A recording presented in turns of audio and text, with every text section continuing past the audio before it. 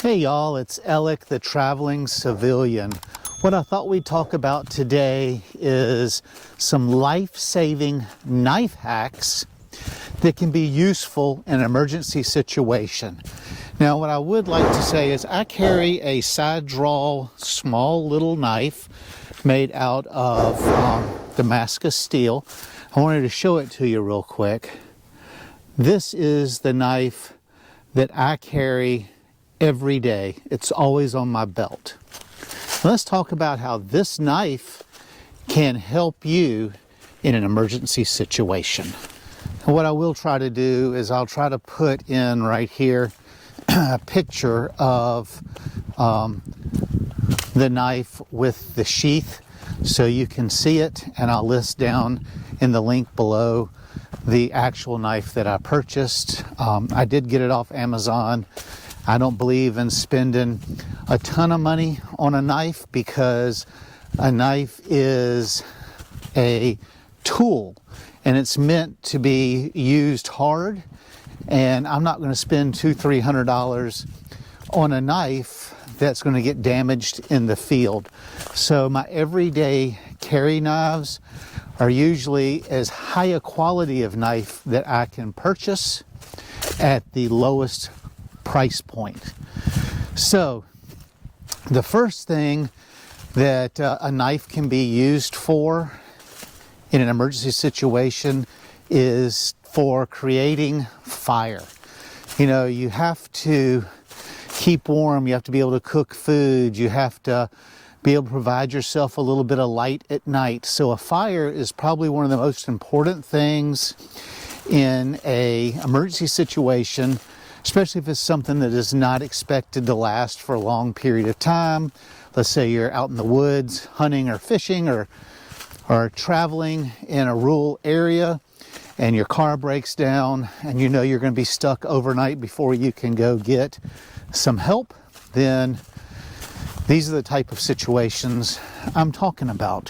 So if you have a carbon steel knife and you carry one of those little pieces of flint, you can use the knife to strike the flint and create a spark, which would be able to create a fire.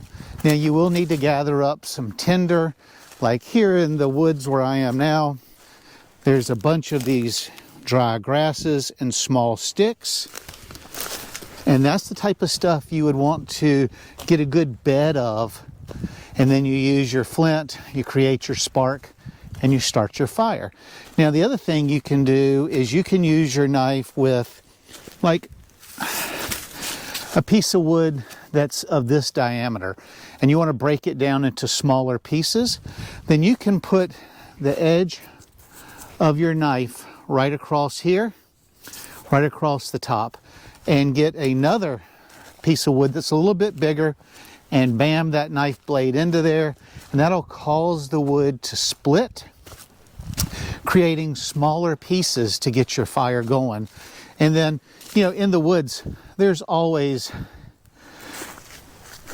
down trees and limbs and sticks, so you can gather the resources to build the fire that you really need for the night.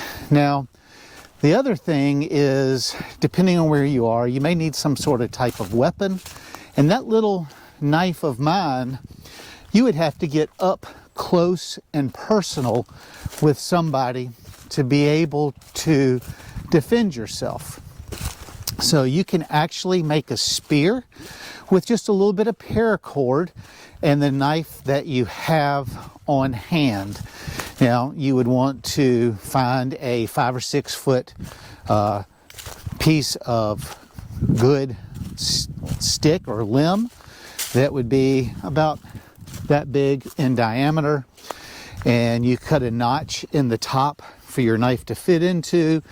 You use your knife to clean all of the excess bark and little pieces of limb off of the stick, and then use a little piece of paracord from your go bag to wrap around the knife and the stick to hold everything securely in place. And the spear would make an excellent self-defense tool and hunting tool if you get close enough to some small game. Number 3 is going to be a first aid tool. Now, when you are in the woods, there's always situations where you could end up getting a potential injury. You may have to cut your shirt to make bandages. Also, dealing with all the down wood that you're going to be getting together to build your fire and that sort of stuff, you could get splinters or wood shards in your hand, and a nice small knife that's well maintained can easily be used to remove those shards of wood or splinters from your hand or arm or wherever you get them. Number 4, to signal for help. If you're in a very rural area and you have a silver blade or a chrome blade, you can use the knife in the sun to signal for help. If you see an airplane flying over or someone far in the distance or something like that, the shiny blade will reflect the sunlight and create a signal for someone to see. Now, food preparation. So you've got your spear, you're able to get close enough to a rabbit or a squirrel, or you're by a pond and you can use your spear to stick a fish, or you have some fishing gear in your go bag and you catch a fish.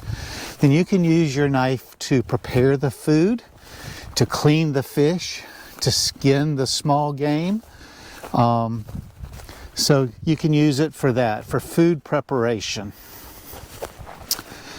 Shelter construction. This time of year, it's 29 degrees out. I've got on a heavy jacket. I've got on my Carhartt toboggan.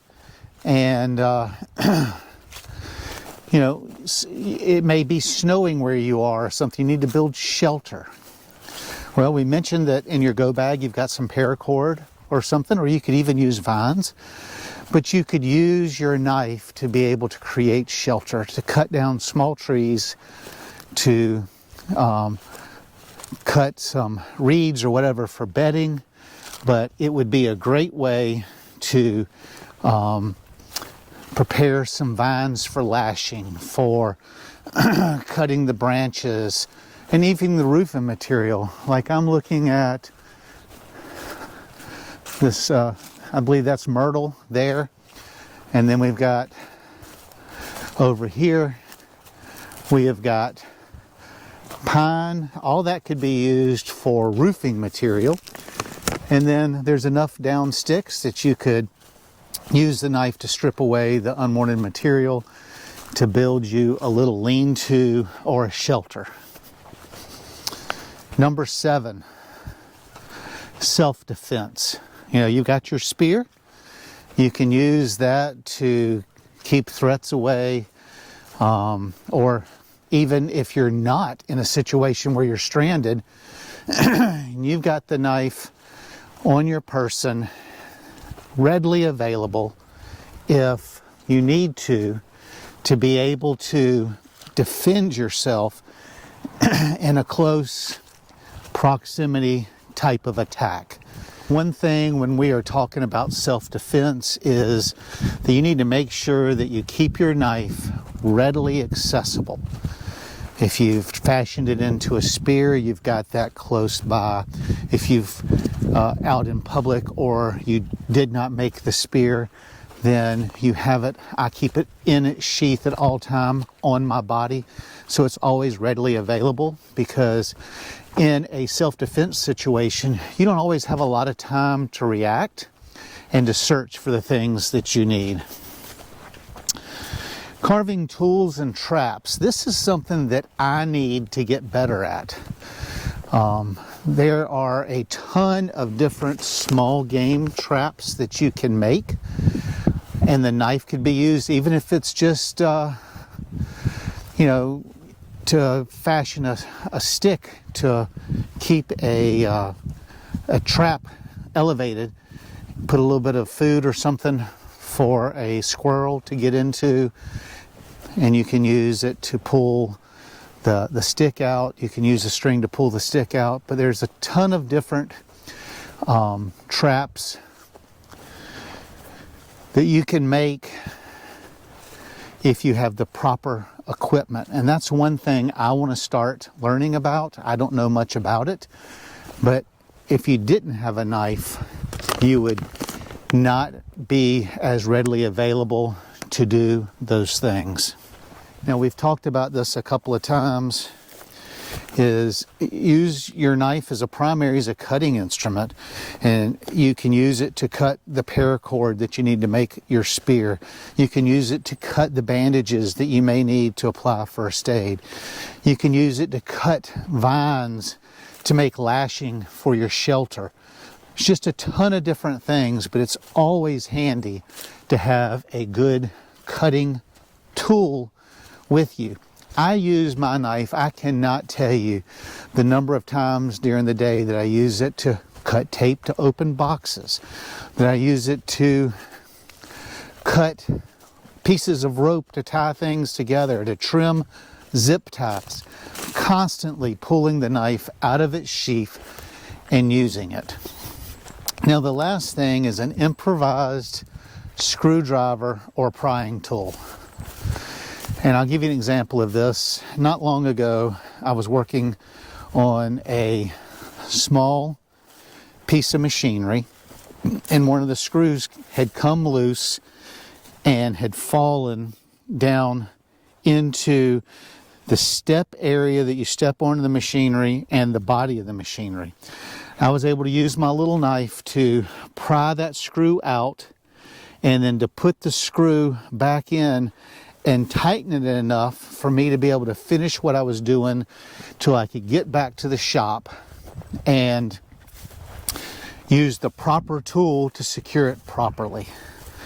So there is just, I can't even go on with a number of things that the knife can provide for you during an emergency situation and everyday life. Now, I will close with this.